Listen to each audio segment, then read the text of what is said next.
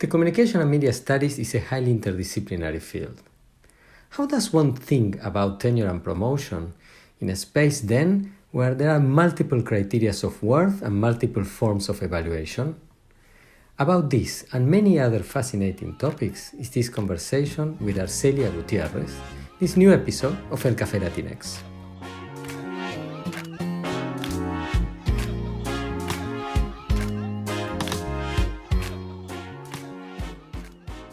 What's the experience of being a Latinx scholar in the field of communication and media studies? What are the main challenges and opportunities that come with our identities? These are the issues that we'll talk about in El Café Latinx, where some of the leading voices in the field will share their professional experiences. Hola, my name is Pablo Boczkowski. I teach at Northwestern University, where I hold the Hamad bin Khalifa Al Thani Chair in Communication. Together with Mora Matassi, doctoral student at Northwestern and executive producer of this podcast, we invite you to discover the journeys of scholars who are at the cutting edge of creating knowledge about Latinx communication across the Americas. These are our stories. Esas son nuestras historias. Estas son nuestras historias.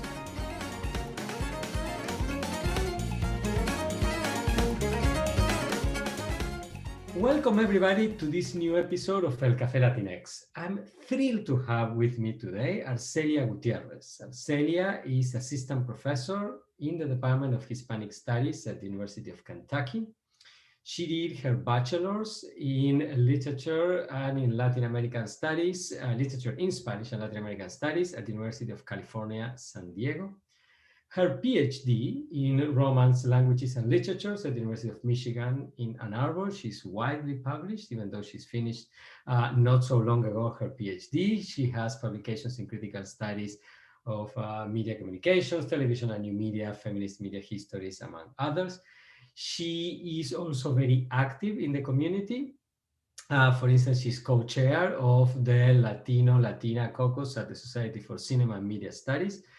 And overall, her research program centers on Latinx media advocacy and activism over the past several decades, in particular since the 1990s to the present. So, Arcelia, welcome to El Café Latinx. I'm thrilled to have you with us today. Thank you so much for having me here. It's such a pleasure to be in dialogue with you. Pleasure is all mine and the listeners. So Arcelia, how did it all begin for you? That is, how was the start of the journey that led you to become a professor? Yes, it's a long journey, but I'll say that I grew up in a working class ethnic enclave, a Latinx ethnic enclave in Long Beach, California. And so my mom always believed in the value of education. And so she was a stay-at-home mom, made sure that we were on top of our schoolwork. And because of her efforts, I ended up being placed in, the magnet school tracks, right? What we call the gifted children in my community. And so ever since then, I was just on the college prep track since elementary school. And eventually I ended up going to the University of California, San Diego.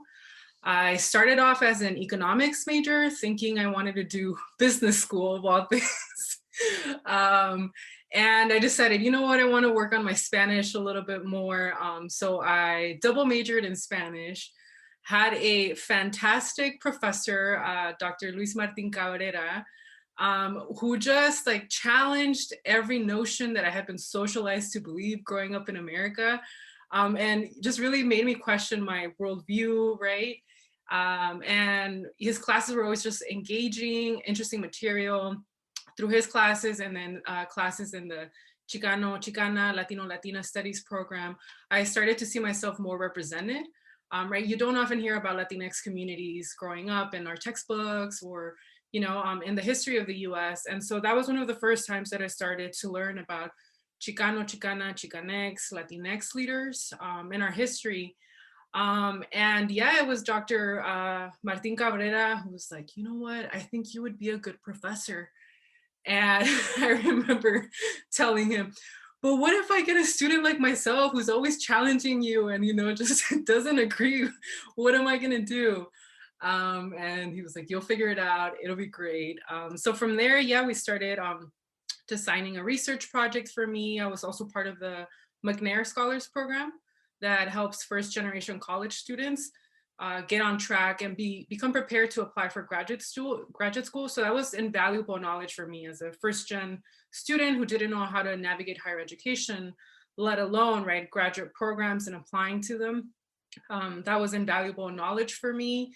From there, I went to the University of Michigan, and I was a student in the Department of Romance Languages and Literatures.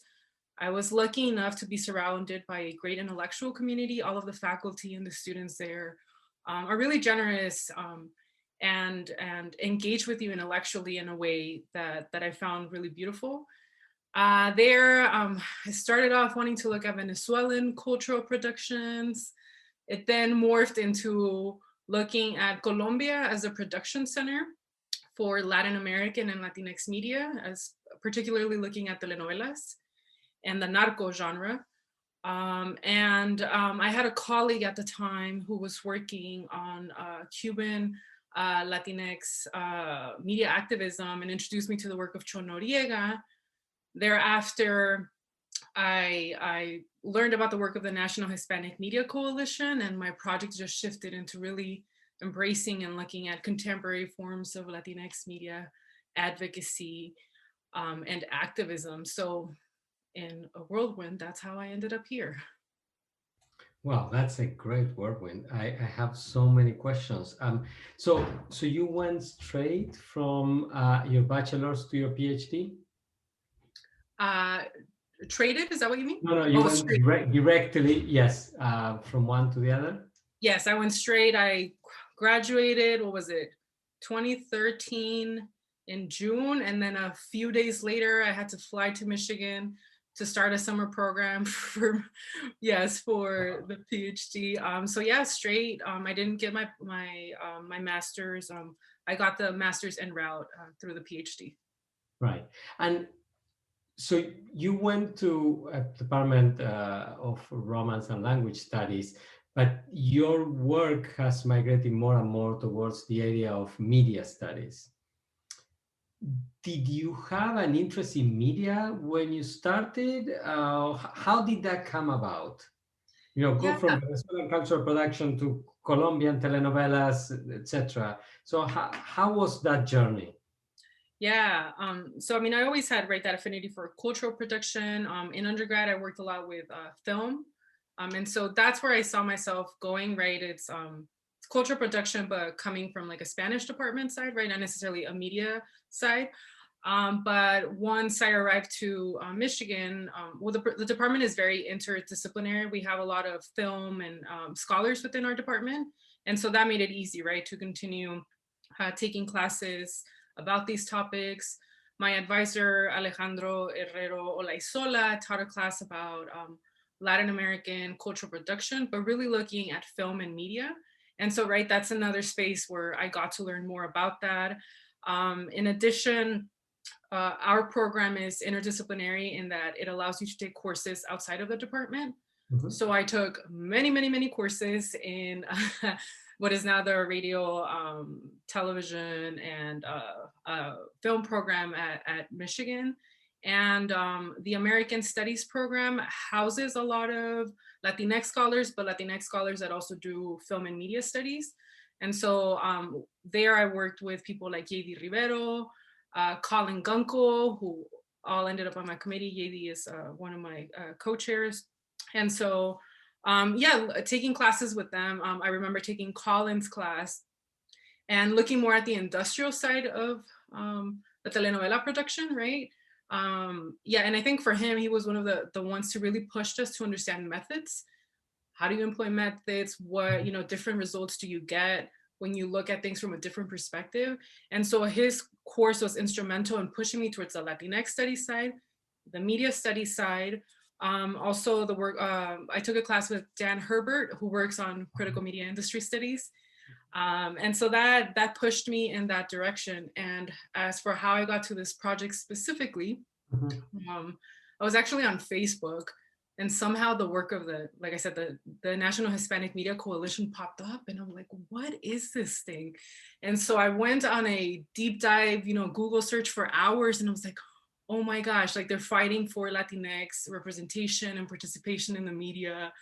This is like Cho Noriega's work, but like he stops at the 80s, right? And that's where they come in, and I'm like, there's a new thing that has to be worked on. So I just found it really exciting, and that's how I ended up pivoting my project to that. That's very interesting. So in essence, you shifted from Latin American cultural production, right, to Latino USA, Latinx USA. How was that journey for you intellectually? Yeah, I mean, what is Latin American studies and what is Latinx studies are very different, right? Trajectories, histories. There are a lot of intersections, right? And so I think that facilitated my jump into understanding Latinx studies combined with my personal experience growing up as a Latina in this country. But yeah, it took a lot of work to really become well-versed in what is Latinx studies proper, right? And so it takes a lot of reading from work coming from anthropology, history, right? Film and media studies, sociology. So you have to read broadly to be well-versed and understand this history and how to talk about it in a nuanced way. Plus, you have to obviously be well-versed in media studies, right? So it took a lot of reading and preparation to become well-versed in these areas. But when it's something that you are passionate about, that you enjoy, it doesn't feel like a lot of work. It is, but there's something really special about reading about your own histories, your community's history, and getting to write about it and talk about it and share it with other people. Absolutely. So since you've done this journey and you clearly done a lot of thinking, the more typical case is people who work on Latin America and stay on that, people who work on Latino USA and stay on that. But you've done, not everybody does that.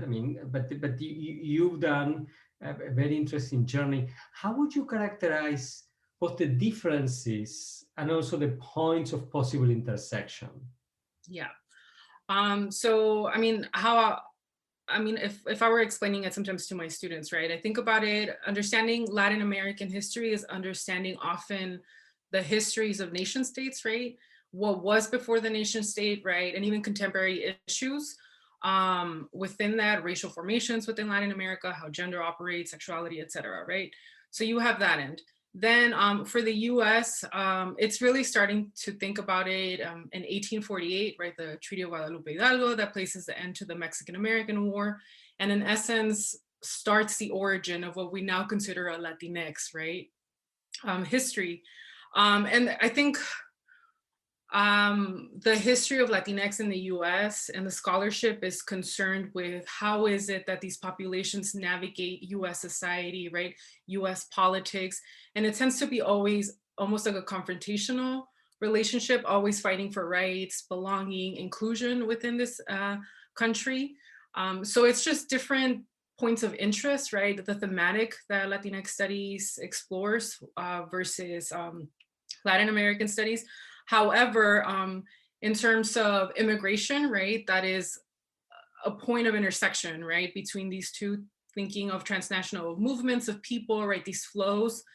And I think to be able to teach Latinx studies really well and understand the nuances of each like ethno-racial group, you need to have a background in Latin American studies, right? Because I can't talk about the Central American diaspora in the US in a nuanced way without understanding, right, the history of the civil wars in the region that pushed people to come to the US, how that then shapes their experiences in this country, right? And in terms of we're thinking about race too and gender, right, it's always taking into account the hierarchies or the systems, right, that come from these immigrants at times, right, to the US that then become mediated here and join what US, racism or sexism, classism might look like. So yeah, to have that nuanced understanding, I think you need to have a background in both. That's super interesting.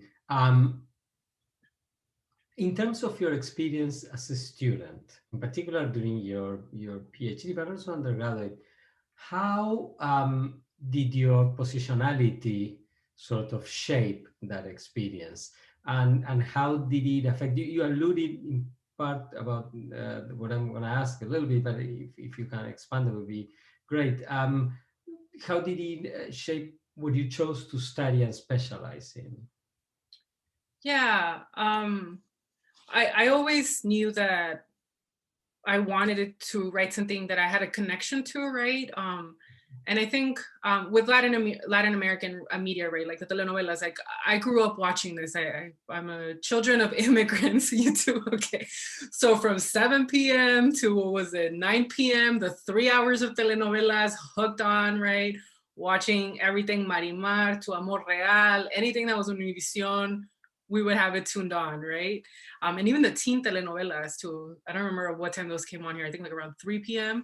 And so I had that understanding, right, of it. I didn't realize that it was a very particular experience that was actually an asset until I went to graduate school, right? You think like, oh no, everyone must grow up. If you're Latinx, you watch telenovelas. And then you start understanding, well, not everyone speaks Spanish, right? Not everyone turns into US Spanish language media. And you have an angle and an expertise just by your lived experience alone that other people don't, right? And so that's how I started with that project. With the media studies project, I mean, I think it came from one, like I said, not knowing our history. It's not taught in schools often, right? Textbooks erase us from these histories. You talk to students, you say 1848, and they're like, what are you talking about, right? Like they just think every Latinx person is Mexican and that is it. And there's such a diversity and richness within what is Latinidad. And so I knew I wanted to focus on that.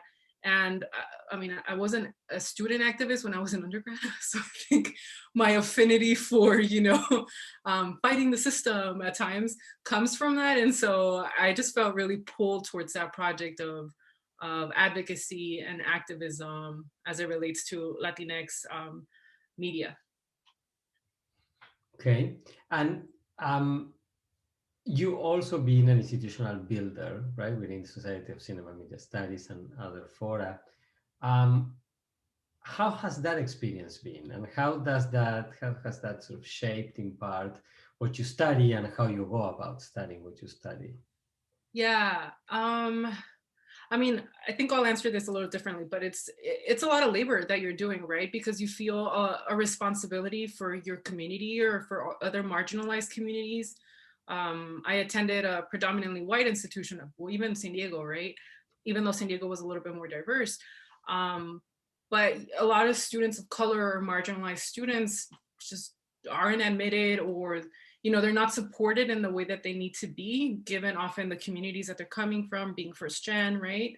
And so you feel this sense of obligation, like you have to do something, because you look back and you're like, I'm the only one from my community from Long Beach probably that has made it to this point.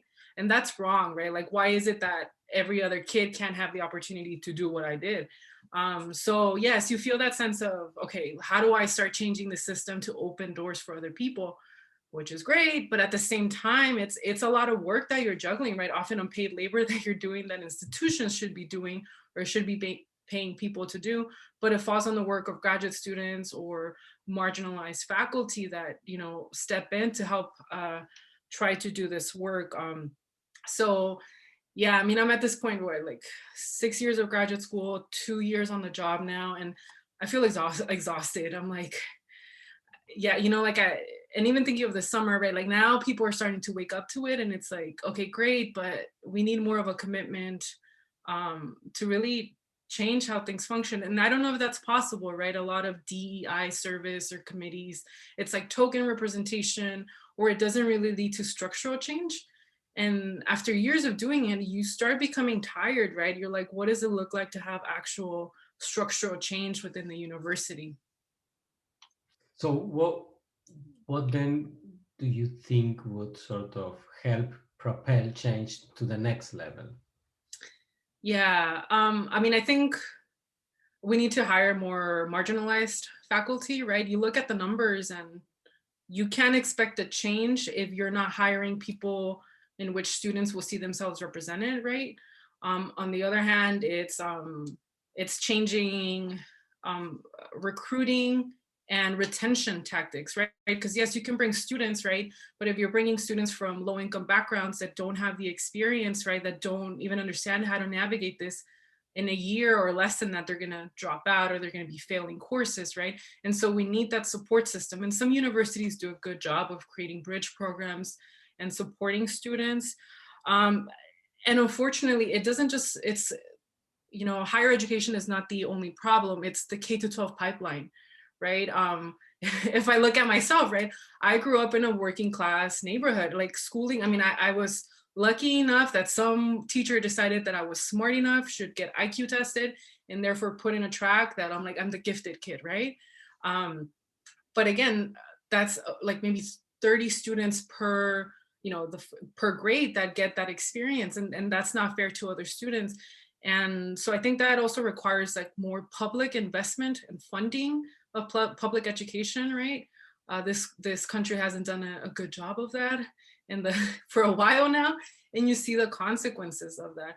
So we need to reinforce that K-12 pipeline, right, to support marginalized students, hire more faculty of color, recruit more students, and more retention strategies as well. Cool. And so you mentioned Society for Cinema and Media Studies, or better say, I mentioned that because I know you are active in that. So you're coming from the humanities side of sort of the media studies, you know, spectrum, and you attended actually your PhDs from Romance languages and literatures. How's your experience on the job market? How was the switch from that to Hispanic studies, but also publishing mostly media studies, right? And I see your work, and I see the work of a media studies scholar, not necessarily somebody trained in literature. So how has been that experience, both on the sort of purely occupational side, you know, where to get a job, and also, you know, how to craft an argument, the decision of where to submit manuscripts. I'm assuming you are working on a book manuscript from your dissertation. So how to think about which publisher to send that and how to position the work, etc. If you can elaborate, because it's a very interesting trajectory, yours. Yeah. So early on in my PhD career, like once I was a candidate, I read Carrie Ann Rockamore's How to Win Tenure as a Black Academic Without Losing Your Soul. I know I just butchered the name, but it's something similar, right? And in it, I think she says, make yourself tenurable to the field, right? You want to see yourself in, not necessarily to like an institution per se. And so even as I was a graduate student, you have to think about how you're going to make yourself marketable, right? And it's really horrible that you have to think of yourself as a commodity, but in this market that is pretty much decimated, that is what you have to think of, right? And so I knew, okay, so my teaching experience is coming from a Spanish language program, right? I can do that. I can self myself as that. At Michigan, we had the opportunity to design a course and teach it as an instructor of record. And so there I was like, how do I sell myself as a broader, you know, like a more film or media studies scholar? And so I did a course about Latin American and Latinx immigration film, right? And so, okay, now you have that teaching experience that can make you, you know, maybe more marketable for other types of departments.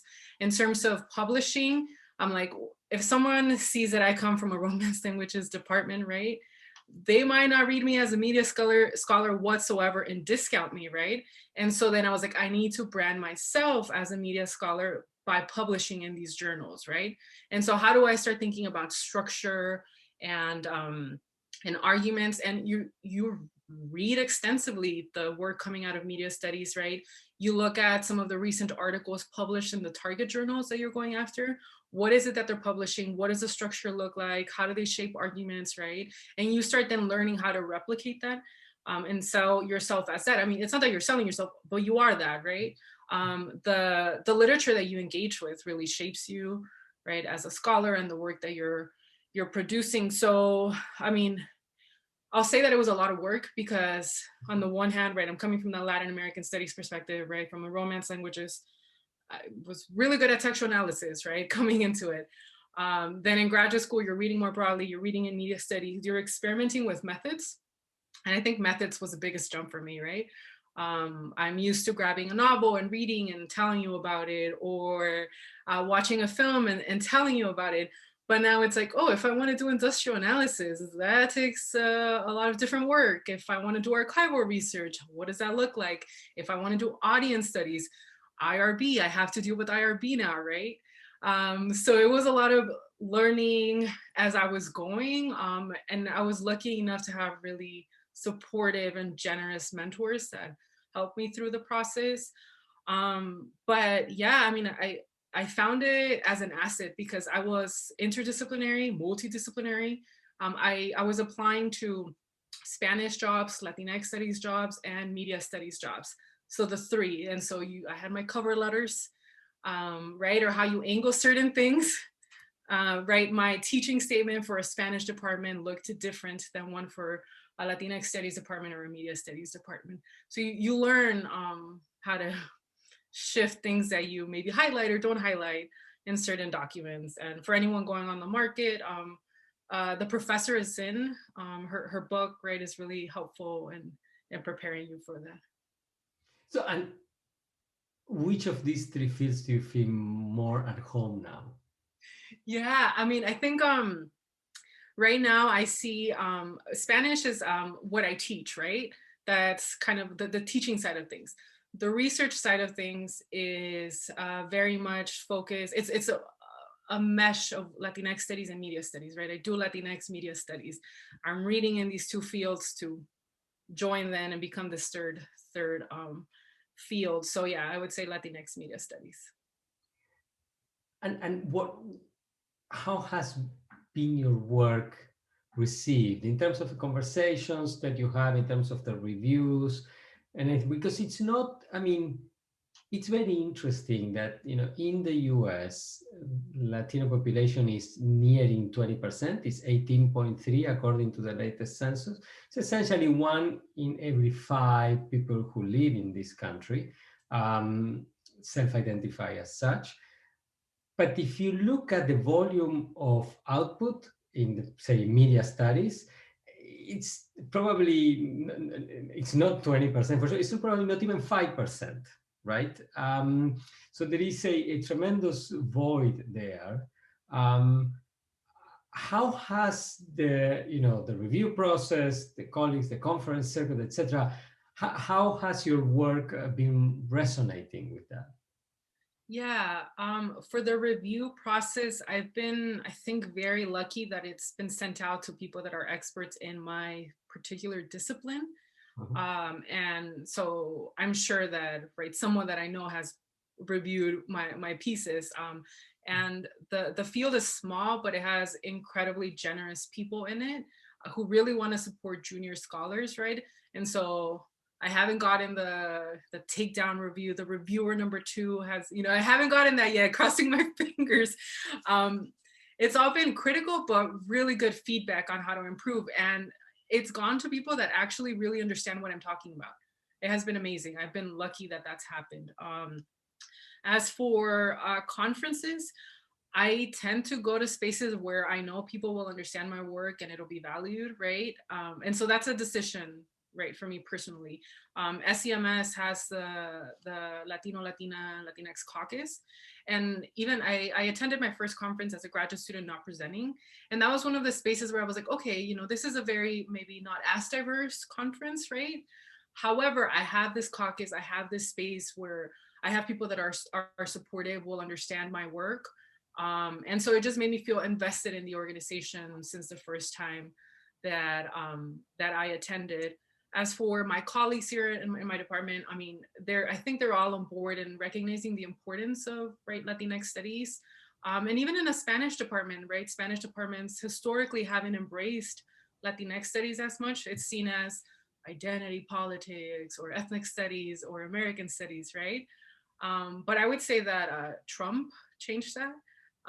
You can't, I mean, right, the way he vilified Latinx communities in the US, I think added like gravitas to this area of study, and that it's important to talk about these issues. How is it that, the history of Latinx within this country, culture, et cetera, et cetera. Cool. And you've been on the job now as an assistant professor for a couple of years, correct? Yeah, this is my second year. A year and a half.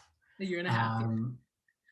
So how has the transition been from being a graduate student to being an assistant professor? Yes. Oh boy. It's so much more work. I think as a graduate student, you think you're pulled in so many directions, and you are. When you're on the market, it's a lot of work. But I remember I started in August, and by October, I was like, what are all of these meeting requests? Why do I have meetings all the time? How am I supposed to get my research done? I have 2 new preps. Like, it's a lot to juggle. You're pulled in so many directions. And especially as a person of color, a woman of color in these times, right? Diversity service is a hot commodity, right? And so you get pulled in so many directions. And I've had to learn to protect my time. Service is not going to get me tenure, right? It's my publications are what are going to get me tenure. And so you have to learn how to diplomatically say no. You're always very generous. Thank you for the invitation. At the moment, blah blah blah. It's learning how to say no and protect your time. I I don't know if I fully processed it. I mean, in March, right, it was my first year, we got hit with the pandemic. And so the transition into online teaching, you're spending the summer now prepping for what online courses will look like. It's this new thing. It's a lot of work. So what strategies have you implemented to deal with that? Yeah, that's a good question. So wherever possible, where I have maybe graduate seminars or elective courses, 400 level classes, I've tried to create classes that relate to my research. Mm-hmm. So I taught a Latinx and Latin American media activism class last school year. And so that allows me to refresh my memory on scholarship that I haven't touched in a while, right, for the book project, or read new scholarship that I want to include. One of the courses that I teach every semester, every year now is it's like an intro to Latinx studies. It's US Latino culture and politics. And so that course specifically just allowed me to become so much more comfortable in my expertise in Latinx studies. And, you have this little bit of an imposter syndrome. I'm coming right out of grad school, right, and thrown into these classes. And yeah, it gives you that confidence, like, yeah, actually, I know what I'm talking about, and I am an expert in this, and I am great. So I'm going to go with that, For graduate seminars, the same thing. I did one on interdisciplinary studies and Latinx studies, and another one on transnational media studies, focusing on Latin American and Latinx media. And so whenever possible, I try to include as many texts that would be relevant to my research, and being in conversation with graduate students, right, really smart people. It just keeps you on your toes. And, sometimes you get ideas like, oh, I was thinking through this idea, but now I'm discussing it here, and you know where to go to make a certain argument, right? Or I need to tap more into this theme. That has been a good strategy. I'm trying to think of what else. We often have this idea that we have to be super, super, super, super, super prepared for teaching. And yes, prepare, but don't do overkill, right? I think it's the imposter syndrome that comes in, and you just want to be, yeah, it is, right? But it's okay. Your stuff, and you can lead a conversation for an hour and 15 minutes, no problem, without having every single point outlined. That's okay. I think for me, I embrace an active learning teaching style whenever possible, right? If you're doing a large lecture class, that is not possible, but it's also inverting, right? Like putting responsibility on students to also, help create the learning for this classroom. And so that's been a great strategy as well. And I will reiterate one more time, say no to a lot of service. Absolutely. Amen to that. Especially when you're a junior. When you're a senior, it's more complicated. But and the transition from dissertation to book, how has that process been for you? Yeah. So I have one article out that was based on the second chapter of the book. And then this last article on the Oscar So White, it was something that I knew I wanted to put out in an article format just because it's timely. This has to be out, right? It can't wait for the book to be out. And so I knew that that chapter is going to have to be reimagined and transformed, and another case study will go in there. Um, but most of the other case studies are good as they are. I had a little bit of a setback because of the pandemic. I was scheduled to go to New York to look at some archives. And yeah, I mean, you can't do that anymore, right? And so you pivot. I mean, whatever online access I had to certain materials, that's what I'm working with. Now the second part of that chapter is reimagined, and I'm adding another mini case study. So that one will look at Puerto Rican and Cuban American media activism in terms of film. We'll make it work. It'll be fine. It's not ideal. It's not what I imagined, but you pivot. And the other ones are pretty in really good shape. Just the biggest issue that I had at the defense was like, okay, I know I have these case studies. I loosely put on a theory and an argument and made it work, right? But that theory that I was working with, right, just didn't feel right. And so that's what was so great about teaching these classes in my field. It allowed me to read more broadly. It allowed me to reread stuff. And I was like, okay, I finally found like the theories that just make sense with my project and the argument that's going to carry them through, right? But that only came as a result of my teaching that first year, right? So that was the biggest challenge that I had. And now I have the idea for the last case study. I have a lot of research on it. It's just sitting down and writing.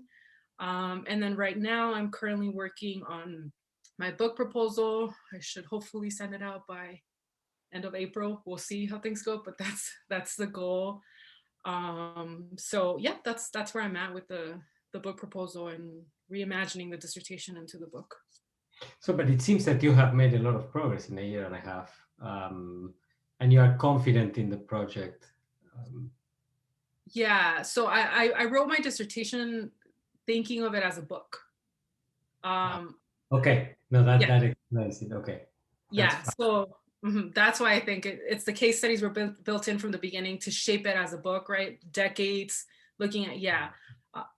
So that's why I'm like, why do more work when you don't need to? Let's start there, and then you reimagine it as you go on.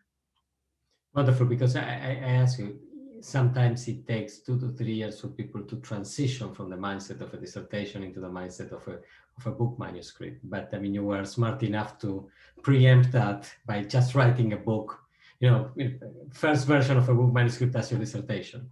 Yeah, exactly. That's very smart. Did you know going into the writing of the dissertation that you wanted to do that, or was that something that happened? Yeah, I mean, I think I never actually received training on how to write a dissertation. It's something that you're write the dissertation and you're working on the dissertation, but what that actually looked like in my field, I wasn't really sure. And so for me, the best models that I had to work with was looking at the books that I was constantly reading, right? And so that looked like case studies, right? That looked like that theory, that argument running through, right? You have the significance, the conclusion will be, wrap it up, or the epilogue, or and so, yeah, I mean, and talking to people in other fields, they're like, oh, your first chapter is your literature review. And for me, that wasn't intuitive, right? I'm like, why am I going to write a literature review when that already goes in like the intro? And then each chapter, in a sense, makes its own literature review because there's such different case studies, right? I need to contextualize the 80s. I need to contextualize protests against film. I can't do that in one chapter. It just doesn't make sense for my project. And so it came, I think, organically because of that. But I'll say that I think like reading some professionalization books, right? I think that's the advice you're getting more and more now. Write it as if it were a very early draft of a book and not necessarily a dissertation. Absolutely. So Arcelia, we've talked about your trajectory, we've talked about your research, your teaching, your experience as a faculty member, you're navigating multiple fields of inquiry. So if you as a way of wrapping it up, right? If you have magical powers that could be granted one wish about how you'd like any or all of the fields of inquiry you navigate, right? to change, what would you wish for? Yes, I'm gonna request that the genie grant me 3 wishes instead. Okay. And those would be, I think the first one, right, for thinking of like media studies, often the type of work that we do is maybe like ghettoized or pigeonholed, right? You're seen as like your stuff only goes in the diversity week or the race week, right? And so I think it would be great, especially how, I mean, politics in this country are developing, how race relations are developing, right?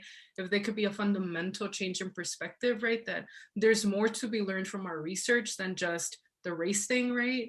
Or the gender thing or whatever it may be, but that maybe reading this work helps you fundamentally understand how media operates, right? How industries operate, right? How whiteness in this country might operate, how oppression, right? How power works.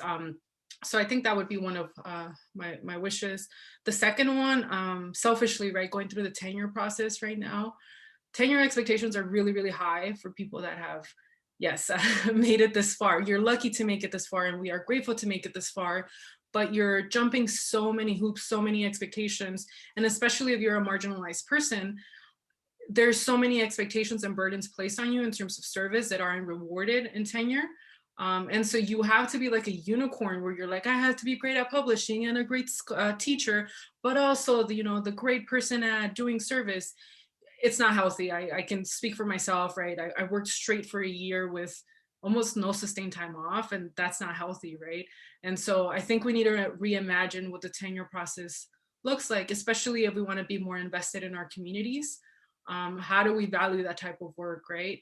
And the last thing, I think broadly, I think we need to reinvest in public education, in higher education, see it as a public good, right? We need funds from the state level, the federal level, broadly to change a lot of the conditions that we're facing. So, I mean, we talk about, right, graduate students, right, not having opportunities in the professoriate, the labor market, adjuncts being exploited in this profession, right? And so thinking more broadly, I mean, I think that could be my magical wand if we could just invest more funds and create more job opportunities for people, and for people to value the humanities, and how critical they are for what we call a democracy, right? Maybe we wouldn't have a January 6th if more people understood and took humanities courses, and our democracy wouldn't be crumbling as much if we valued this type of education. Wonderful. What a better way to conclude this great conversation than with that. Thank you so much, Arcelia, for fascinating insights. Thank you, everybody, for listening to this episode of El Café Latinx. And I want to invite everybody to listen to the next one. Have a wonderful rest of your day, Arcelia. And thanks again for spending time with us and for sharing your knowledge and experience. Thank you so much. It was a pleasure.